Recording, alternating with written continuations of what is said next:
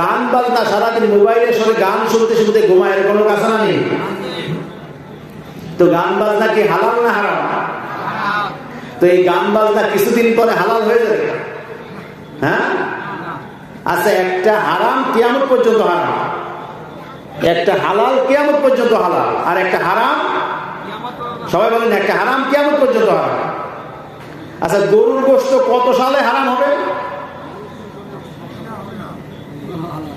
আর মদ 2024 সাল চলছে এখন নাকি, তা মদ হালাল হবে কত সালে?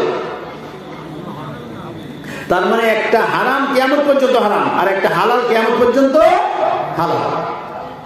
কেউ যদি হালালে হারাম মনে করে সে কাফের, আবার হারামকে হালাল মনে করে সেও কাফের। যদি কেউ মনে করে গরুর গোশত হারাম, আমি খাবো না, সঙ্গে সঙ্গে কাফের হয়ে যাবে।